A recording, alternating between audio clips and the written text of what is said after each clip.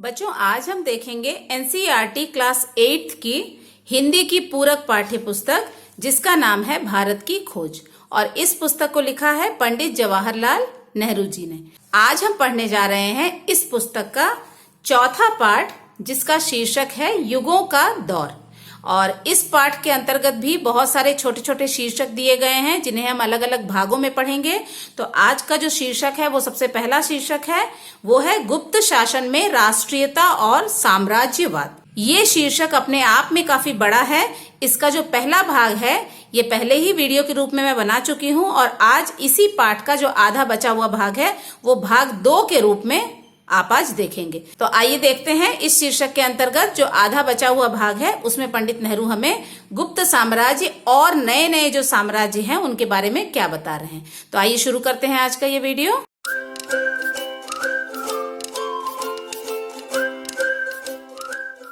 तो बच्चों, यहाँ पर इस पाठ के अंतर्गत जो ये शीर्षक है गुप्त शासन में राष्ट्रीयता और साम्राज्यवाद, इसके पहले भाग में हमने पढ़ा था कि किस तरह से गुप्त साम्राज्य एक शक्तिशाली साम्राज्य के रूप में उभरकर सामने आया था। लेकिन धीरे धीरे लोग इस शासन के विरुद्ध या खिलाफ होते जा रहे थे। यहाँ पर गुप्त शासन के समय भी बहुत सारे विदेशी आक्रमणकारी हमारे देश में आक्रमण कर रहे थे। कुछ विदेशी आक्रमणकारी जो यहाँ पर भारतीय लोगों के साथ घुल मिल गए थे उन्हें यहाँ पर स्थान दे दिया गया, लेकिन कुछ विदेशी आक्रमणकारियों को युद्ध करके यहाँ से जाने के लिए मजबूर किया गया। इस तरह से गुप्त शासन जो था वो सफलतापूर्वक अपना साम्राज्य यहाँ पर स्थापित कर चुका था। अब आइए आगे देखते हैं। अब यहाँ पर गुप्त शासन के दौरान भी जिस तरह से मैंने बताया कि विदेशी आक्रमणकारी जो थे वो बराबर वो भारत के सीमा को पार करके भारत में आ रहे थे, उसी दौरान आर्यों का आना भी हुआ। आर्य जो विदेशी जाति थी वो भी भारत में उन्होंने प्रवेश किया और यहाँ पर उस स्थान को आर्यवर्त या भारतवर्ष कहा गया। और यहाँ पर वह स्थान जहाँ पर कि आर्य रहने लगे उस स्थान को उन्होंने आर्यवर्त या भारतवर्ष का नाम दिया।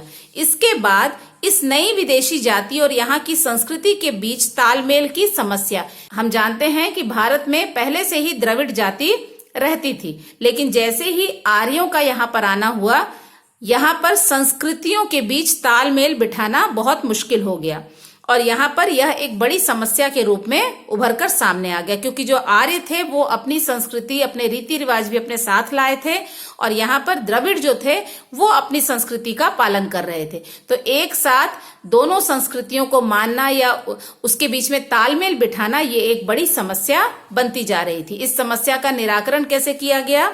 समस्या का स्थायी हल। अब यहाँ पर स्थायी का मतलब है परमानेंट सॉल्यूशन निकाला गया। यहाँ पर एक परमानेंट सॉल्यूशन सोचा गया। वो क्या था स्थायी हल?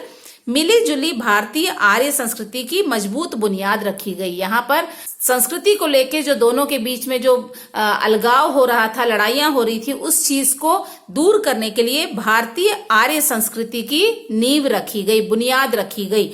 और यहाँ पर एक नई संस्कृति उभर कर आई जिसमें कि आर्यों की भी संस्कृति थी और भारत में जो पहले से ही द्रविड़ लोग रहते थे उनकी संस्कृतियों का भी मेल हो गया और एक नई संस्कृति उभर करके सामने आई। तो इस तरह से यहाँ पर आर्यों का आना हुआ और किस तरह से दो जातियों के संस्कृतियों का मेल हुआ वो हम यहाँ पर देखेंगे। इसके बाद है लगातार विदेशी जातियों का भारत में प्रवेश। यहाँ पर आर्यों के आने के बाद भी ऐसा नहीं था कि विदेशी जातियों का भारत में प्रवेश बंद हो गया था। लगातार अलग अलग तरह की जो विदेशी जातियां थीं वो हमेशा यहाँ पर प्रवेश कर रही थी और यहाँ पर प्रवेश करने के बाद यही बस गए। यहाँ के वातावरण से, यहाँ की चेतना से, यहाँ के रीति रिवाजों से इतने वो प्रभावित होते थे कि वो यहीं के होकर के रह जाते थे। उनके रस्मों रिवाज भी अजीब थे और जैसा कि हमें पता है विदेशी जातियां अपने रस्मों रिवाज, अपनी संस्कृति साथ लेकर आते थे, तो हमें उनकी जो संस्कृति थी, उनके रस्मों रिवाज जो थे वो हमें बहुत ही अजीब लगते थे। भारतीय आर्य संस्कृति पर हमला। और दूसरी जो बात थी वो ये थी कि जो विदेशी लोग यहाँ आते थे उन्होंने भारतीय आर्य जो संस्कृति हमने बनाई थी उस पर उन्होंने हमला करना शुरू कर दिया। इसके बाद है विदेशी जातियों द्वारा भारतीय आर्य संस्कृति पर हमलों का परिणाम। अब ये जो इन्होंने हमारी संस्कृति को खराब करना शुरू कर दिया उसका परिणाम क्या निकला, उसका क्या रिजल्ट निकला? अनदेखा करना मुश्किल हो गया। यहाँ पर जो भारतीय आर्य रह रहे थे उनके द्वारा इन हमलों को टालना या अनदेखा करना बहुत ही मुश्किल हो गया। उसके बाद हमलों का असर राजनीतिक ढांचे पर। यहाँ पर इन हमलों का जो असर था संस्कृति पर, जो ये हमला कर रहे थे, इसे खराब करने की कोशिश कर रहे थे या इसे मिटाने की कोशिश कर रहे थे, उसका पूरा असर यहाँ की राजनीतिक जो स्थिति थी उस पर भी पड़ने लगा। हमला सामाजिक ढांचे पर भी हुआ। यहाँ पर जैसा कि हमें पता है, किसी भी समाज की जो बुनियाद होती है वो वहां की संस्कृति होती है। तो जब यहाँ के संस्कृति पर हमला इन्होंने करना शुरू कर दिया इन विदेशी लोगों ने, तो यहाँ पर सामाजिक जो ढांचा था वो भी चरमराने लगा और इस पर भी बहुत ज्यादा असर पड़ा। इसके बाद है हमला सांस्कृतिक आदर्शों के लिए भी खतरा बन गया। यहाँ पर हमारे कुछ आदर्श थे, जो सांस्कृतिक आदर्श थे, जो कि हम एक पीढ़ी से दूसरी पीढ़ी तक हम पहुंचा रहे थे, उन आदर्शों पर भी खतरा बनने लगा। क्योंकि जिस तरह से संस्कृति पर, हमारी संस्कृति पर ये लोग हमला कर रहे थे, उसे देखते हुए ऐसे ही लग रहा था कि कहीं ये हमारी संस्कृति खो ना जाए या कहीं ऐसा ना हो जाए कि हम अपनी संस्कृति भूलकर किसी और रास्ते हम चल पड़े। तो इस तरह की बातों से जो यहाँ का जो समाज था वो काफी चिंतित था और इस तरह के हमलों को वो किसी भी तरह से खत्म करना चाहते थे और टालना चाहते थे। तो आइए देखते हैं आगे क्या बताया गया है। इसके बाद है इन हमलों से भारत के जीवन के विभिन्न पहलू प्रभावित हो रहे थे। अब यहाँ पर जिस तरह से आप देख रहे हैं कि यहाँ पर इन हमलों से विदेशियों द्वारा हमारी संस्कृति पर जो ये हमला किया जा रहा था, उससे हमारी राजनीतिक, सामाजिक और हमारे आदर्शों पर तो हमला हो ही रहा था, साथ ही साथ जो जनजीवन था, लोगों का जो जीवन था, वो भी अलग अलग पहलुओं पर अलग अलग तरीके से वो भी प्रभावित हो रहा था। वो कौन कौन सी चीजें थी जो कि इससे प्रभावित हो रही थी?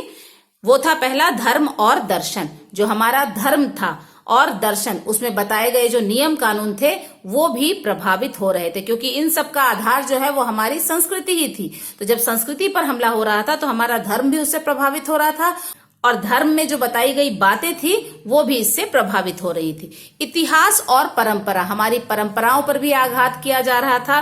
परंपराएं भी हमारी धीरे धीरे खत्म हो रही थी और हमारे इतिहास पर भी इसका पूरा असर पड़ रहा था।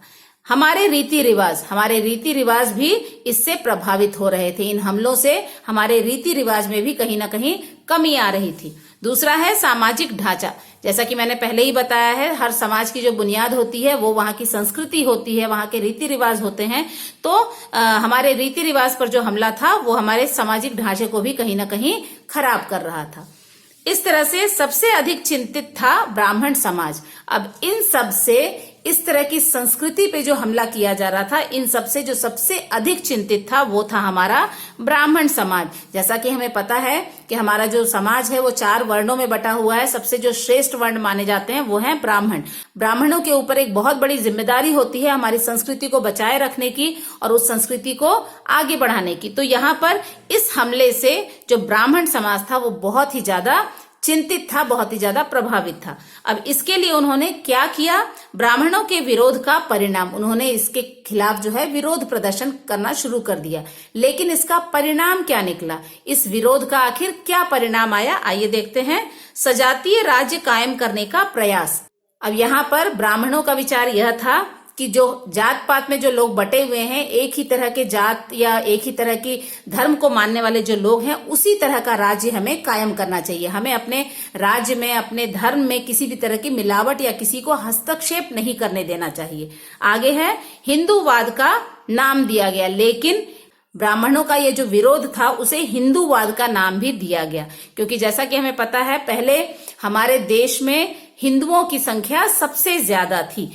तो यहाँ पर यह बताया गया कि हिंदूवाद का साथ दिया जा रहा है, हिंदुओं को ज्यादा महत्व दिया जा रहा है। इस तरह के जो आरोप थे वो लगने लगे। आगे है राष्ट्रवाद का प्रतीक बन गया। अब यहाँ पर हिंदू धर्म जो है उसे राष्ट्रवाद का प्रतीक भी माना जाने लगा। क्योंकि हमारा जो देश था वहां पर हिंदू जो थे उनकी संख्या ज्यादा थी, तो इसे एक राष्ट्रवाद का प्रतीक भी माना गया कि हमारा जो राष्ट्र है वो एक हिंदू राष्ट्र के रूप में सामने आ रहा है।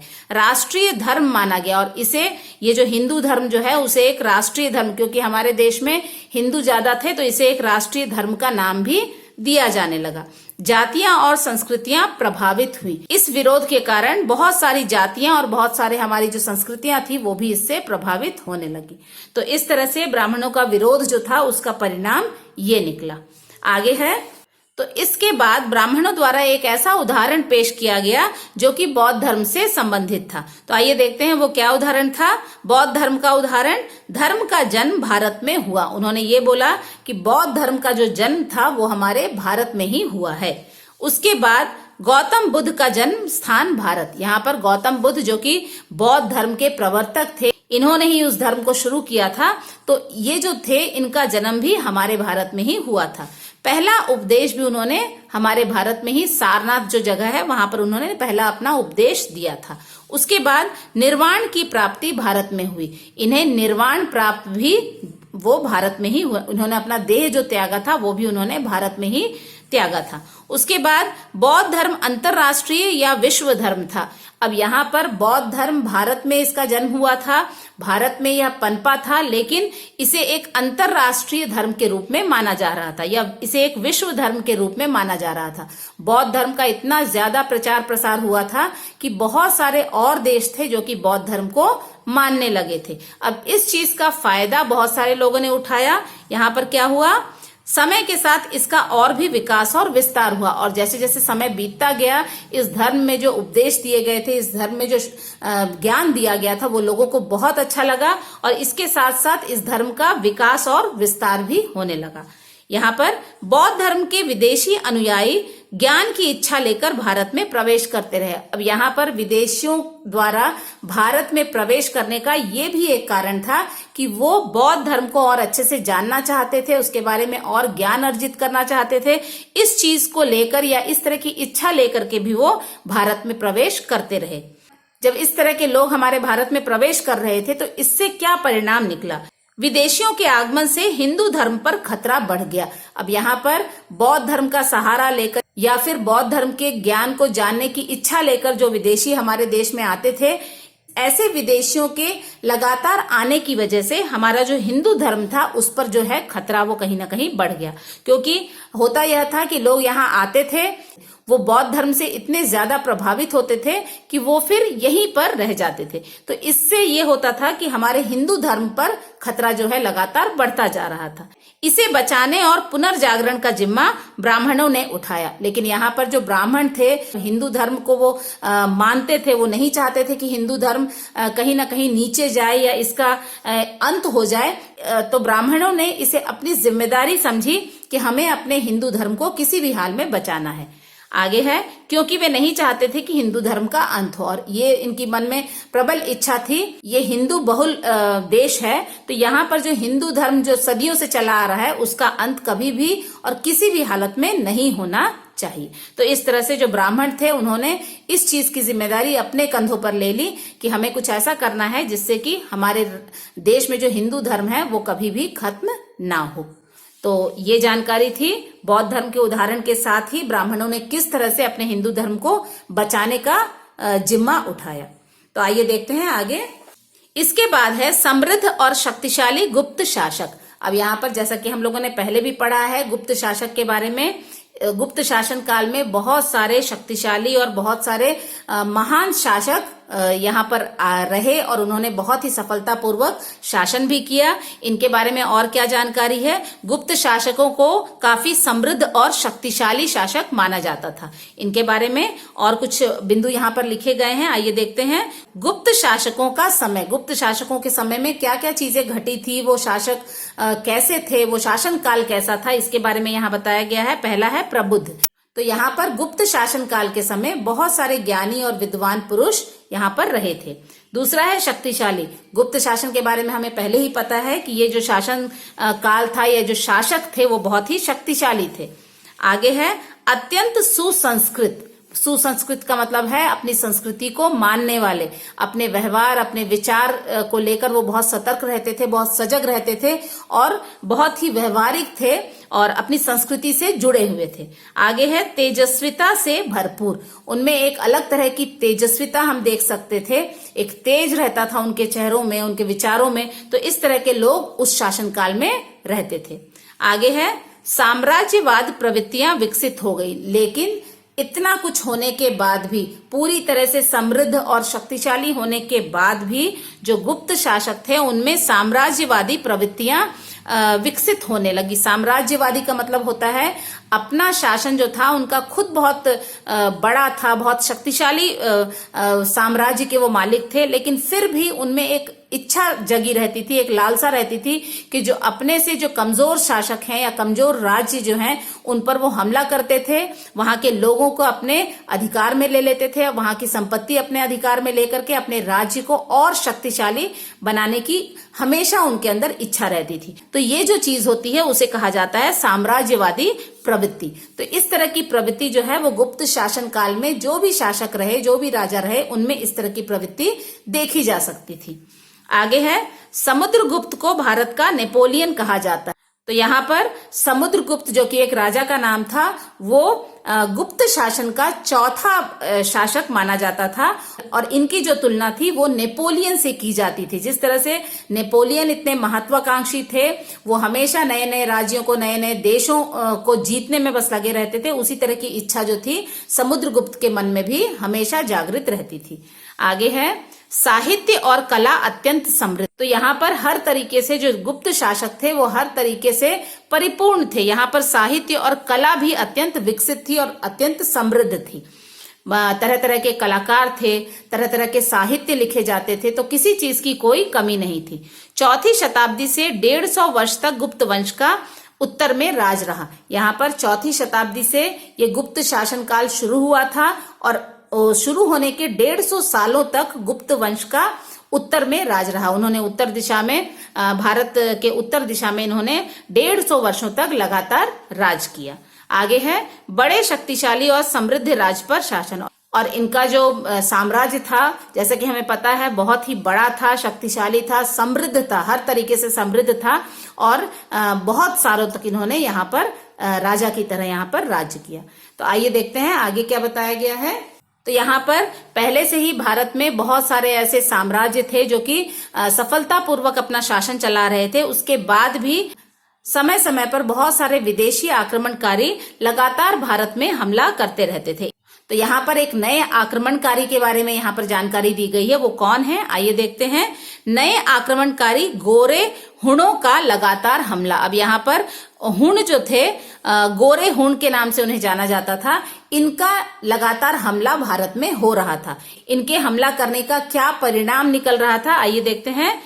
मध्य एशिया से लगातार हमला, और ये जो है गोरे हुण जो है ये मध्य एशिया की तरफ से भारत में लगातार हमला किए जा रहे थे। 150 वर्षों तक समुद्रगुप्त के उत्तराधिकारी अपना बचाव करते रहे। यहाँ पर जब इनका हमला हो रहा था गोरे हुणों का, तो 150 वर्षों तक समुद्रगुप्त, जो कि उस वक्त एक बहुत ही शक्तिशाली साम्राज्य के राजा थे, उनके जो उत्तराधिकारी थे वो 150 वर्षों से इन लोगों के हमलों का जवाब भी दे रहे थे और अपना बचाव भी कर रहे थे। आगे है भारत में अत्यधिक लूटपाट। और यहाँ पर जो गोरे हुण थे भारत में हमला तो कर ही रहे थे, साथ में बहुत ज्यादा लूटपाट भी उन्होंने यहाँ पर मचा रखी थी। तो यहाँ पर इस लूटपाट से परेशान होकर यशोवर्मन के नेतृत्व में गोरे हुणों पर आक्रमण किया। तो यहाँ पर यशोवर्मन जो है वो बुंदेलखंड के चंदेल वंश के राजा थे और ये भी काफी बहादुर थे, काफी शक्तिशाली थे, और इन्हीं के नेतृत्व में गोरे हुणों पर आक्रमण इन्होंने कर दिया। उसका परिणाम क्या हुआ, हुणों के सरदार मिहिर गुल को बंदी बनाया और इस हमले में, इस युद्ध में यशोवर्धन ने हुणों के जो सरदार थे उनका नाम था मिहिर गुल, उन्होंने गिरफ्तार कर लिया, उन्हें बंदी के रूप में कैद कर लिया। लेकिन इन्हें बंदी के रूप में कैद करने के बाद क्या हुआ, गुप्त साम्राज्य के वंशज बालादित्य ने मिहिर गुल के प्रति उदारता दिखाई। लेकिन यहाँ पर जो गुप्त शासनकाल के दौरान जो एक राजा थे बालादित्य, उन्होंने हुण के जो सरदार थे मिहिर गुल, जिसे यशवर्धन ने बंदी बना लिया था, इनके प्रति उन्होंने थोड़ी नरमी दिखाई और वो उन्होंने क्या किया, उस मिहिर गुल को आजाद करके भारत से लौट जाने को कहा। उन्होंने मिहिर गुल को कैद से छुड़वा लिया, उन्हें आजाद कर दिया और उन्होंने उसे कहा कि वो भारत से चला जाए। इसके बाद बदले में मिहिर गुल का कपटी व्यवहार, लेकिन यहाँ पर जो मिहिर गुल था वो भारत से चला तो गया, लेकिन कुछ ही समय के बाद उसका जो कपटी व्यवहार है वो हमें देखने को मिला। वो कपटी व्यवहार क्या था, पुनः भारत पर आक्रमण कर दिया। उसने फिर से अपनी सेना के साथ, अपने दल बल के साथ भारत पर उसने फिर से आक्रमण कर दिया। और इसके बाद उत्तर भारत में हुनों का शासन 50 वर्षों तक रहा और इस हमले में, इस आक्रमण में उन्होंने एक बहुत बड़े क्षेत्र को अपने अधिकार में कर लिया और उत्तर भारत में 50 वर्षों तक उन्होंने शासन किया। इस 50 वर्षों के शासन के बाद हुन लोग छोटे छोटे सरदारों के रूप में यहीं रह गए और कुछ लोग तो समय के साथ खत्म हो गए, लेकिन कुछ लोग जो बचे हुए थे उन्होंने अपने छोटे छोटे समूह बना लिए और उसका एक सरदार होता था और उस तरह से उन्होंने यहाँ पर अपने आप को बसा लिया और वो यहीं के होकर के रह गए। तो इस तरह से देखते ही देखते जो विदेशी जो हमलावर थे या आक्रमणकारी थे वो भारत में प्रवेश उन्होंने किया, काफी सालों तक यहाँ पर राज किया और उसके बाद जो बचे कुचे लोग थे वो यहीं के होकर के रह गए। तो आइए आगे देखते हैं।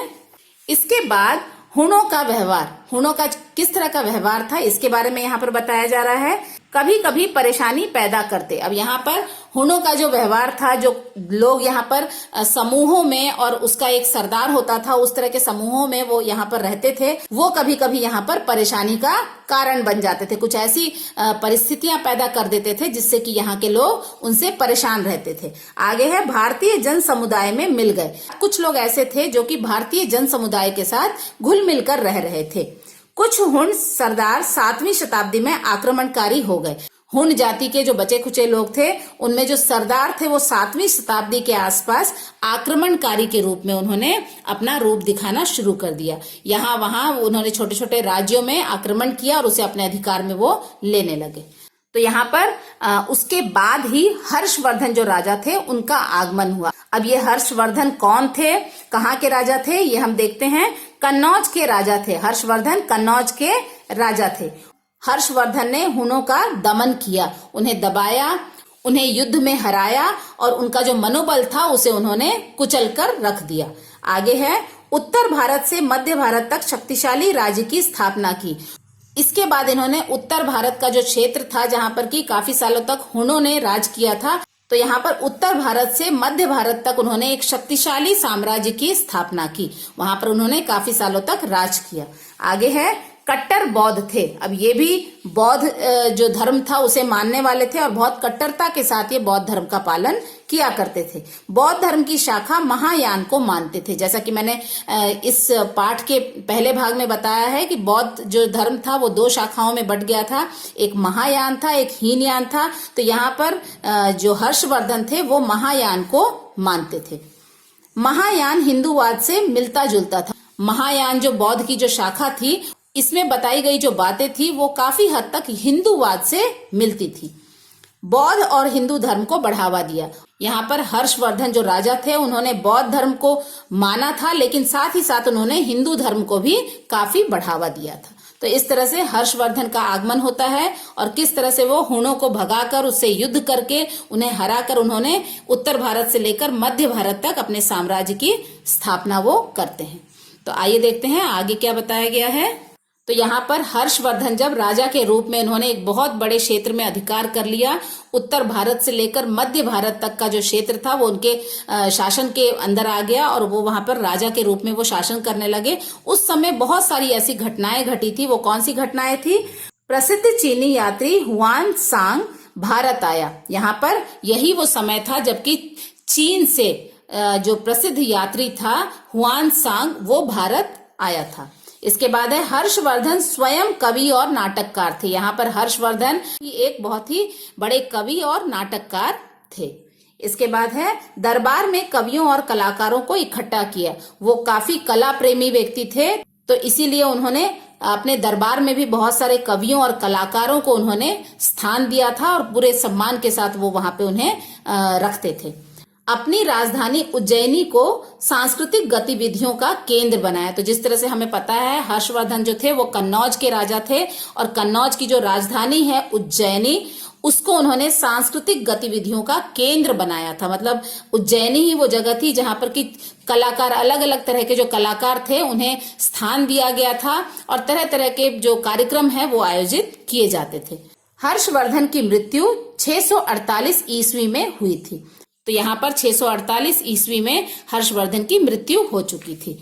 और यहाँ पर हर्षवर्धन की मृत्यु के बाद जो बदलाव आए थे वो थे इस्लाम धर्म का फैलाव हो रहा था। अब जो इस्लाम धर्म जो था वो धीरे धीरे उसने अपने पांव पसारने शुरू कर दिए थे, धीरे धीरे उनका फैलाव जो है शुरू हो चुका था। और ये कहाँ से आए थे? अरब के रेगिस्तानों से। ज्यादातर जो इस्लाम धर्म मानने वाले जो लोग थे वो अरब के रेगिस्तानों से आ रहे थे, और साथ में इनका जो फैलाव था वो अफ्रीका और एशिया तक होने लगा। अफ्रीका से एशिया, एशिया जो है भारत भी इसके अंदर में आता है। तो इस तरह से धीरे धीरे भारत में भी इस्लाम धर्म का प्रवेश शुरू हो गया था। इस्लाम को मानने वाले जो लोग थे वो धीरे धीरे भारत की तरफ भी प्रवेश करने लगे थे। तो इस तरह से हर्षवर्धन के शासन काल में किस तरह की घटनाएं घटित हुई थी, इसकी पूरी जानकारी यहाँ पर मिलती है।